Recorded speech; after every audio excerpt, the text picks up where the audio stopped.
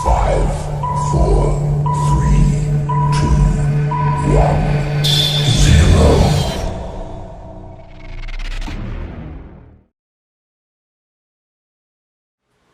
Halo, assalamualaikum warahmatullahi wabarakatuh. Kembali lagi di channelnya Supermoto Honor Group Indonesia.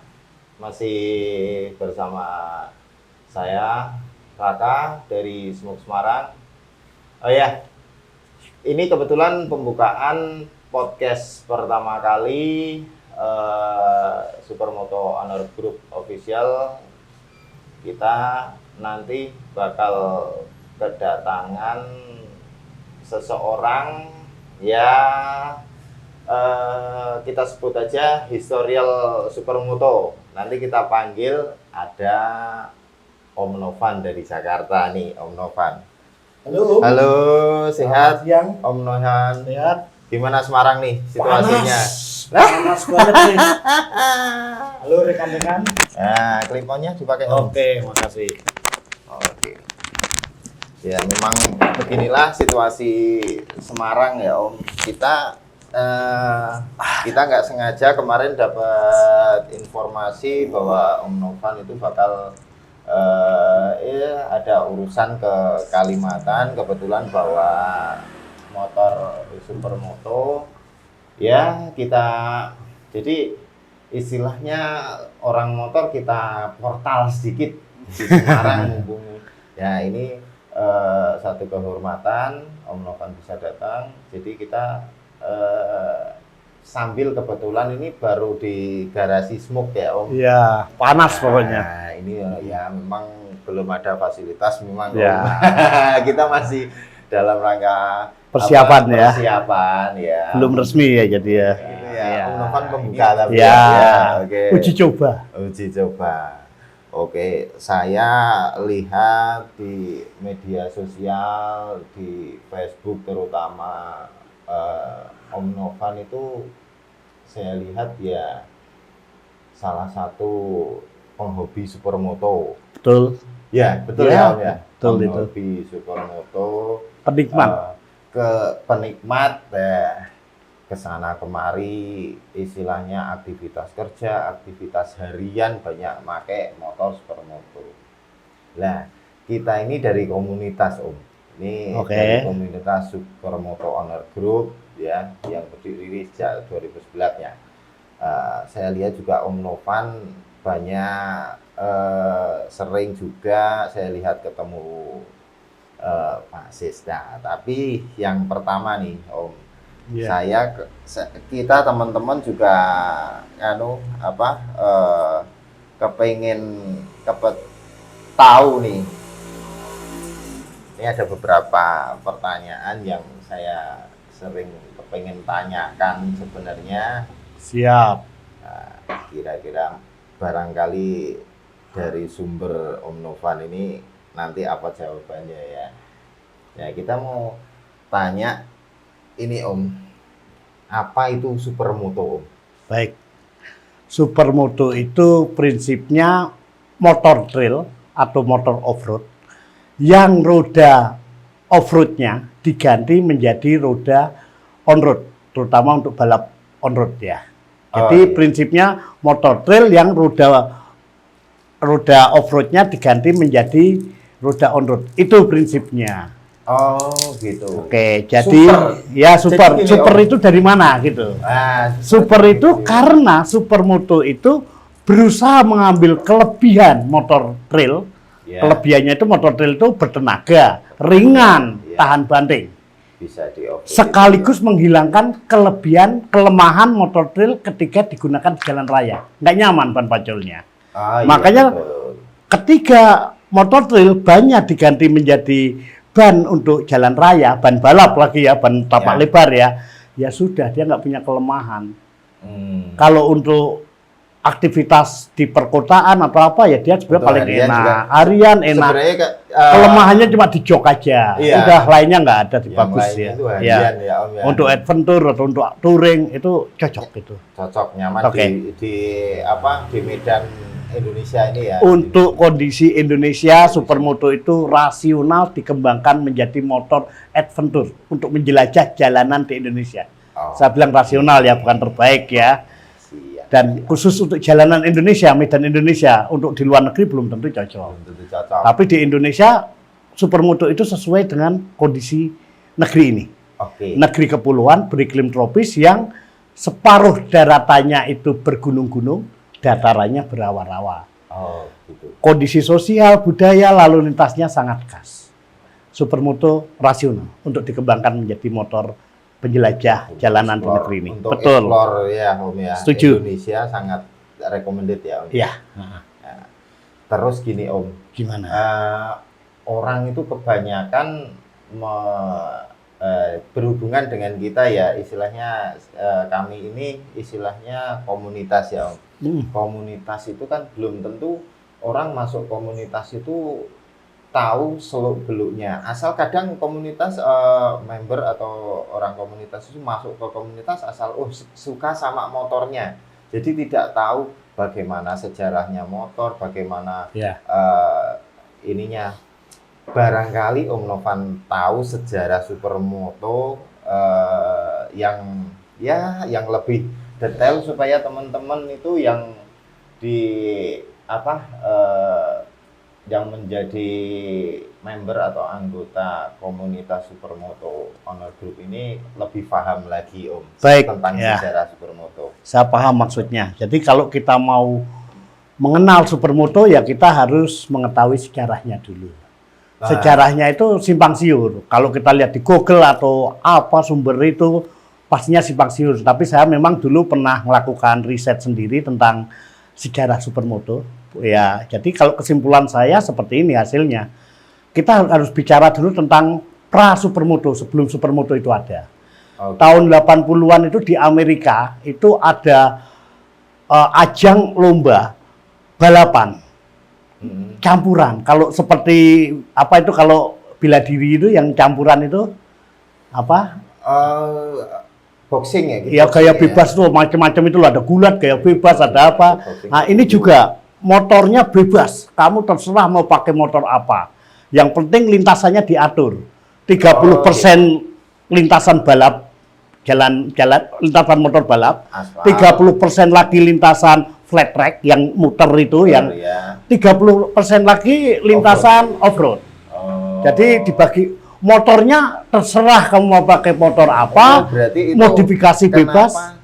Dinamakan supermoto. Supermoto belum ada namanya. Ya. Waktu itu namanya superbiker. Oh, superbiker. Itu motornya bebas, yang penting arenanya campuran. Oh, begitu. Nah, itu tahun 80-an itu apa namanya? Sangat terkenal di Amerika. Nah, tapi kemudian ya dia bubar juga acara itu sekitar tahun 86-an lah ya. Nah, saat itu kita pra supermoto ya. Jadi itu yang cikal bakal supermoto itu nanti dari situ. Tapi itu bukan supermoto. Karena motornya bisa macam-macam. Harley Davidson pun ikut. Motornya bisa motor balap dimodifikasi, bisa motor trail dimodifikasi, bisa motor flat track dimodifikasi. Pokoknya nggak peduli motornya bebas, yang penting lintasannya udah ditentukan 30% motor lintasan road race, 30% flat track, 33% lagi sisanya off-road. Oh, itu sejarah awalnya pra supermoto. Supermoto belum ada. Nah, pada saat itu ada beberapa pembalap Prancis yang ikut ajang itu di Amerika. Sekitar akhir tahun 80-an lah itu, pada saat belum tutup itu. Yeah. Mereka ikut, background-nya itu mereka anak trail, motor cross. Oh, gitu. Nah, ketika mereka pulang ke Prancis, mereka terinspirasi oleh kompetisi itu. Oh, iya. Tapi kemudian mereka merubah motor mereka, motor trail, itu menjadi supermoto, diganti bannya menjadi ban untuk aspal. Kenapa? Di Prancis itu ada musim salju. Pada saat musim panas, musim semi, musim gugur, itu mereka bisa main-main ke hutan, jalan. Tapi pada saat musim salju, motor trail itu nggak bisa main karena jalan saljunya bisa tebal. Mereka terpaksa main di aspal. Karena aspal itu dibebasin, ada dijaga ya, dibersihin ya. sama mereka main di mall karena mall tutup pada hari-hari tertentu weekend gitu atau apalah itu mall tutup. Jadi mereka pakai halaman mall untuk main. Iya. Nah saat itu supermoto mereka bisa main kapanpun kata cuaca nggak pengaruh gitu loh. Dari motor trail itu dirubah Iya, ke itulah makanya pertama kali supermoto itu dikenal sebagai supermotar. Karena bahasa Prancis. Kalau saya itu pemahaman motor itu cc besar gitu. Nah, nggak ada itu motor itu motor. Oh, Itu bahasa Jerman itu sebetulnya ya satu bahasa Prancis. Ah. Ketika supermotor itu mulai menjangkiti anak-anak motor di Inggris, disitulah namanya jadi Inggris menjadi supermoto. Oh. Awal motard jadi moto karena itu bahasa aja. Bahasa, ya. Dari Inggris Tahu kemudian ya, menyebar bahasa. ke seluruh dunia, ke Amerika, ke Jepang. Nah, itu sekitar tahun 90-an itu. 90-an itu 90-an masuk ke oleh orang Inggris baru disebarkan ke seluruh dunia. Itu jadi pertamanya itu dari pra supermoto itu dari Amerika, masih superbiker, kemudian menjadi supermotard di Prancis, pindah ke Inggris jadi supermoto. Itu kompetisi-kompetisi mulai ada. Nah, ketika Indonesia sendiri banyak terpengaruh ketika supermoto dari Inggris itu ramai di Jepang. Oh, malah Dari Jepang dulu. ke Jepang ya. Dari nyebarnya ke seluruh dunia ya, tapi orang Indonesia itu banyak kiblatnya ke Jepang. Karena waktu itu Jepang ada majalah supermoto khusus. Oh, Nama majalahnya magazine itu. enggak, namanya Chaos Magazine. Oh, malah kayak Saya jelasin dulu. Chaos Magazine itu yang dibaca oleh orang-orang yang nanti menjadi pelopor supermoto di Indonesia. Salah satunya yang baca majalah itu namanya Pak Bowo. Pak Bowo. Oh. Pak Bowo Bintaro. Yang kedua Pak Sis. Pak Sis sudah baca itu. Kalau saya enggak, saya lebih suka dulu Playboy Populer Magazine kalau saya. Beda ya. Jadi beda sama Pak Bowo, Pak Sis. Nah itu. Nah, itu sejarah dunia ya. Jadi tadi saya jelasin tentang pra supermoto, yaitu masih superbiker, kemudian menjadi supermotard ketika masuk Prancis, nanti berkembang hanya perubahan nama aja menjadi supermoto, tapi prinsipnya sama. Trail yang dirubah banyak menjadi dan balap on road. Tetap sama itu. Nanti menyebar ke Jepang, baru menyebar ke Indonesia. Nah, sementara sejarah supermoto di Indonesia itu kita lacak pertama kali ya dari ketika dulu Bosowa memasukkan motor Hyosung. Oh, berarti Tahun 2001, 2002 itu Hyosung itu masih trail ya, dual purpose. Ya, masih trail masuk ke Indonesia. Di situ ada yang make itu ada, kalau saya bilang kalau yang perorangan ya Pak Bowo tadi. ya. Tapi kalau yang tergabung di komunitas adventure yaitu salah satunya pelopornya Larry. Larry itu dulu tergabung di komunitas Combat itu komunitas Bosowa Adventure Trail kayaknya. Oh. Nah, mereka tapi basicnya masih trail ya. Pak Bowo pun trail, Larry trail. Wah, ini menarik ini. Ngomong soal Om Larry, berarti yang Chaos itu ya, Om? Kita jangan ngomong Chaos dulu. Chaos itu asalnya masih magazin majalah tadi. Nama majalah Jepang. Om Larry itu basicnya combat. Pak Bowo perorangan. Nanti Pak Bowo kemudian bikin bengkel. Iya kan, bikin bengkel yang dia sebut terinspirasi majalah tadi dinamain Chaos. Sampai sekarang masih ada tuh di Bintaro, bengkelnya nggak aktif tapi bisa jadi museum lah rumahnya beliau itu. Iya. Nah, Larry itu penggagas supermoto di komunitasnya, di Combat. Tapi mungkin ya nggak tahu kenapa di situ kurang diterima atau apa, akhirnya Larry bergabung dengan Pak Bowo bareng-bareng. Nah, mereka itu yang besarin, Larry itu yang besarin Combat. Chaos, yang besarin Chaos. Dia dari Combat ke Chaos, dia yang besarin Chaos. Nah, tapi komunitas ini komunitas bengkel yang saya jelasin ya. Pak Bowo dan Larry itu adalah pelopor supermoto di Indonesia. Di Indonesia mereka berdua. Mungkin ada nama-nama lain, tapi yang saya pastiin yang memang mereka masih eksis atau apa ya Pak Bowo sama Larry. Itu dua orang itu sekitar tahun 2004-2005 mereka yang aktif itu. Itu masih komunitas berbasic bengkel ya saya bilang ya. Nama Chaos sendiri, Chaos itu terinspirasi dari majalah Jepang tadi. Iya kan, Pak Bowo make itu untuk nama Chaos, nanti juga kan barengan Larry, jadi mereka berdua memang. Oke ya. Nah, kemudian kalau kita udah tahu asal mulanya, mulai perorangannya, mulai komunitasnya, Mulai komunitas masuknya. bengkel ya, ini masih bengkel. Jadi nama bengkel sebetulnya Chaos itu yang sekarang ada di Pancoran itu. Nah, itu cikal bakalnya di Pancoran, karena kalau yang Pak Bowo yang di Bintaro udah nggak aktif, kalau yang Pancoran kan masih aktif. Oh, gitu. Ya, Gitu. jadi ya kalau mau legendanya ya di situ sebetulnya. Wah, ini menarik. Suatu saat pasti kita butuh Undang. figur seperti itu. Iya, karena memang itu yang Iya. terjadi ya. Itu Iya, saya ada biar lihat lebih tahu di banyak clipping lagi. majalah, Iya, ada iya. saya wawancara sama orangnya, sama orang pihak ketiga juga. Boleh, Ya boleh. memang intinya seperti itu. Semoga Sekarang masih ada waktu. sesudah kita tahu tentang cikal bakal Supermoto dari perorangan maupun komunitas bengkel, mulai ada komunitas yang non bengkel. Oh, begitu. Nah, sifatnya saat itu yang muncul itu lokal.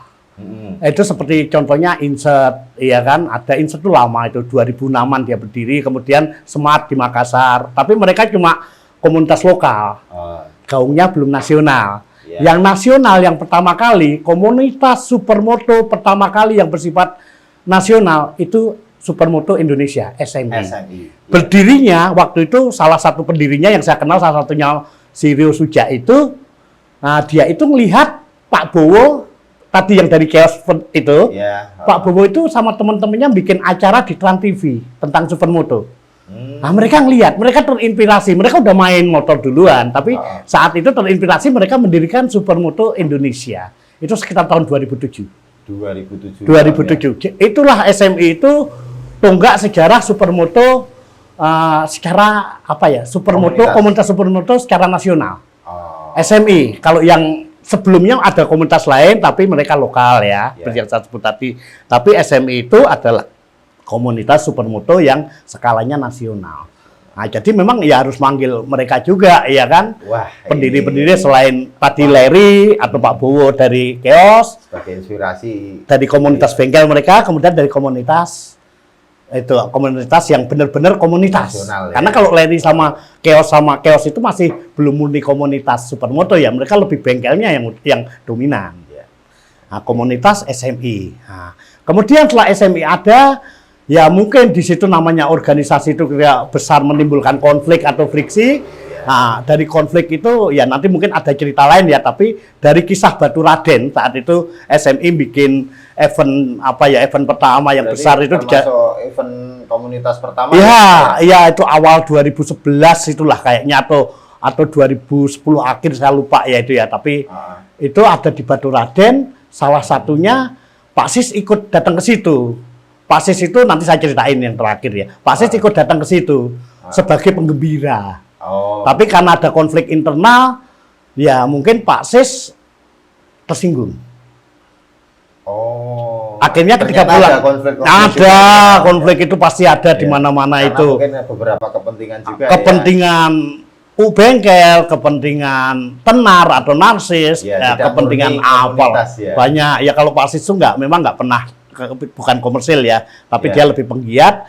Dia hanya kepingin senang-senang sama teman-temannya yang lain, mengalami perlakuan yang dirasa kurang tepat, ya kurang apalah. Akhirnya ketika balik ke Jakarta, mereka mendirikan komunitas Semok. Supermoto Owner Group. Jadi Supermoto Owner Group itu ibunya itu SMI. Bapaknya siapa saya nggak ngerti. Ya. Nah, udah cikal bakalnya juga ada lahir dari SMI, jadi ada kaitannya. Semok itu kemudian ya didirikan sebenarnya lebih untuk mereka yang nggak puas dengan SMI lah saat itu, tapi lebih ke orang luar di SMI. Mereka dirikan Semok, ya, tapi latar belakang walaupun Semok itu baru berdiri di bulan sekitar April atau Mei 2011, tapi Ya. orangnya itu memang udah kebanyakan memang udah pemain lama gitu, pemain Supermoto atau trail lama. Motor lama ya. Beda dengan Cracker. Kalau Cracker itu Nah, itu lahir ada lagi Cracker. ya habis SMI, Semok, Cracker juga muncul sekitar bulan Juni. Kalau Semok itu walaupun komunitasnya baru, tapi orang-orangnya orang-orang memang ya saya bilang pentolan-pentolan Supermoto atau trail ya yang gabung di situ. Kalau Cracker yang gabung waktu itu masih anak-anak baru. Masih anak-anak baru, benar-benar mereka latar belakangnya pun bukan dari trail. pendiri Cracker itu saya kenal, namanya Acu sama Bobby yang saya tahu ya. Kalau yang lain ada beberapa tapi saya kurang tahu. Mereka itu awal-awal yang ngerintis Cracker. Cracker itu ya karena Cracker itu didirikan untuk hobi mereka sama-sama memakai Kawasaki The Tracker 150. Iya. Jadi kalau Cracker itu nggak bisa lepas dari Kawasaki menurut saya ya. Kalau Smoke itu kan berdiri di sekitar kalau nggak salah di bulan Mei 2011. Ya. Jadi Cracker itu setelahnya. Setelahnya, ya. Mereka mungkin udah main motor. Karena motor KLX The Tracker itu baru masuk, saya lihat itu di sekitar 2009-2010 ya. Kalau KLX udah masuk dari 2009, tapi The Tracker walaupun resminya udah ada, tapi baru dikenal itu di awal-awal 2011. Nah, itu saat itu saya jalan jarang saya nemu motor itu. Jadi ya mereka baru beli motor itu kebanyakan 2011 pastinya. Ya. Kalau KLX udah ada dari 2009 memang. Ya, Tapi mereka lebih ke dual purpose, masih enggak. Kecuali Chaos ya, Chaos banyak merubah menjadi supermoto ya, bengkel Chaosnya di Larry. Modifikasi Tapi kalau Cracker namanya Kawasaki The Tracker Indonesia ya, itu pasti sesudah The Tracker mulai tenar. Mulai masuk. Mungkin udah dimasukin tahun 2009, tapi belum familiar, populer belum. Baru di 2011 itu awal baru mulai dikenal. Oke. Itu ya karena saya ngalami, tahu sendiri, saya jalan-jalan kemana nggak pernah nemu motornya. Nah itu Cracker berdiri. Jadi ya kita lihat sejarahnya kalau saya urutin tadi, pra Supermoto, Superbiker tadi, tahun 80-an, 70-80-an, kemudian menjadi Supermotard di tahun 90-an, kemudian dikenal lagi menjadi Supermoto, itu nyebar ke dunia tahun 90-an ya, 90 sampai 2000. 2000 awal masuk ke Indonesia melalui Hyosung 125 itu. Nah, itu ada dua orang yang saya baru lihat. Mulai sedikit-sedikit pada berkumpul untuk menjadi. Oh ya, intinya mereka pelopornya itu ya dua orang itu. Belum komunitas ya. Belum, satu itu ya diwakili oleh Pak Bowo melalui perorangan, kemudian oleh Larry melalui jalur komunitas, tapi bukan komunitas supermoto, komunitas trail adventure combat itu. Yang basicnya bengkel. Iya, ini belum. Mereka masih main supermoto aja, belum mikir ke bengkel. Nantinya Pak Bowo kemudian bikin bengkel, ngambil inspirasi dari majalah Jepang Chaos. Larry kemudian bergabung sama Pak Bowo, dan Larry itu yang mengembangkan memang yang kalau Pak Bowo itu mungkin pendiri bengkelnya, tapi yang ngembangin sehingga Chaos itu dikenal lebih ke Larry. Larry yang majuin lah istilahnya ya.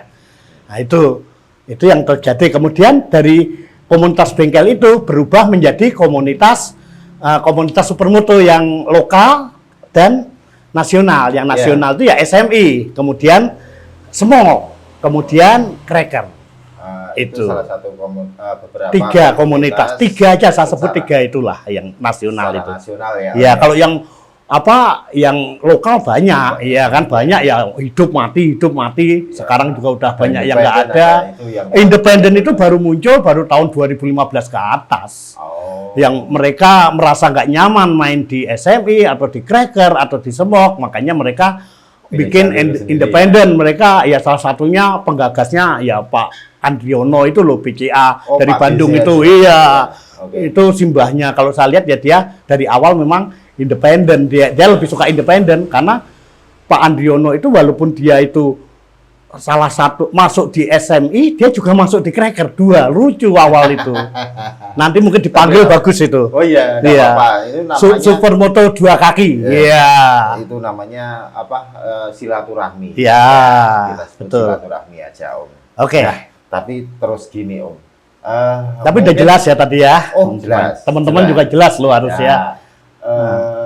Ini berkaitan dengan Om Novan sendiri. Saya juga kadang bingung, tapi karena waktu dan kesempatan ini ya jadi ya nggak mau ya tetap saya penasaran juga ya kan, karena tahu banyak lah. Iya, gimana itu?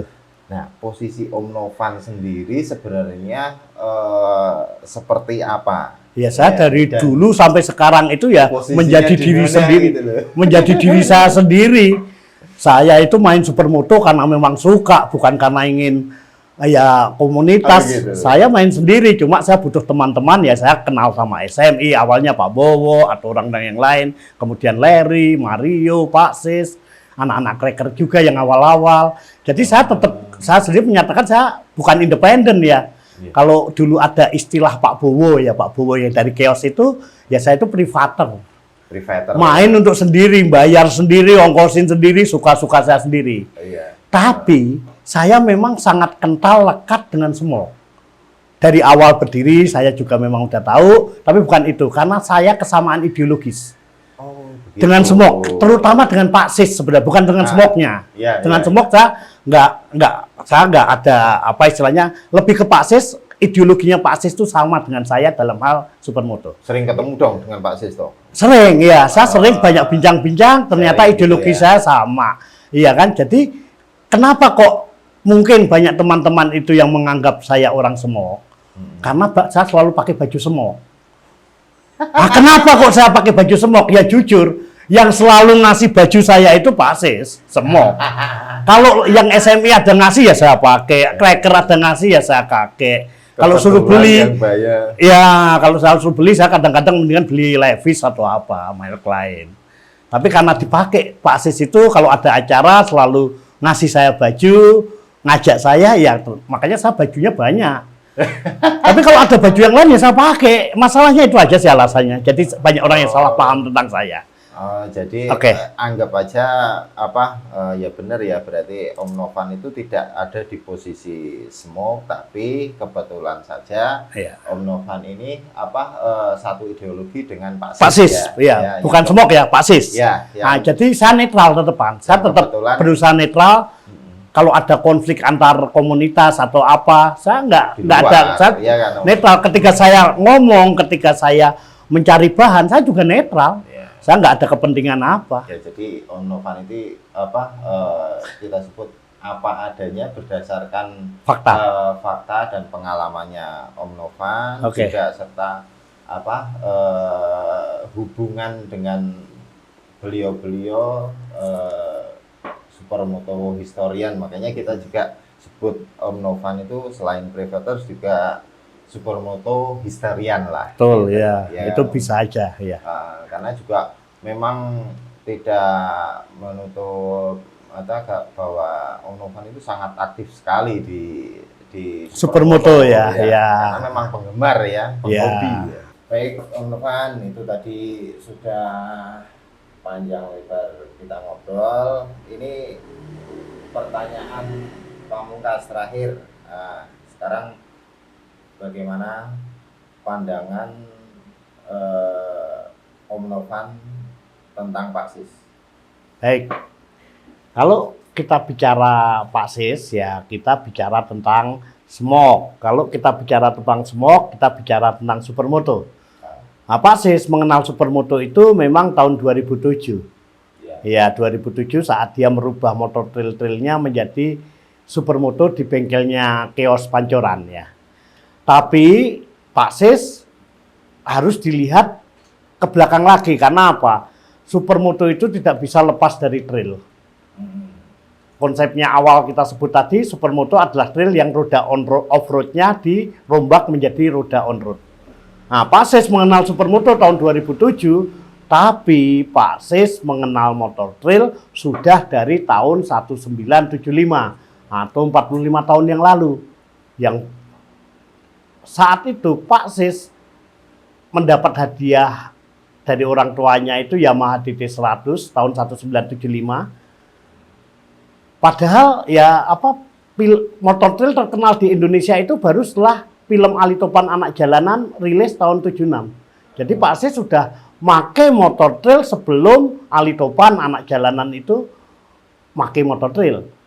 Bahkan Roma Irama pun baru make motor trail tahun 77. Pak Sis sebetulnya udah make lebih dulu.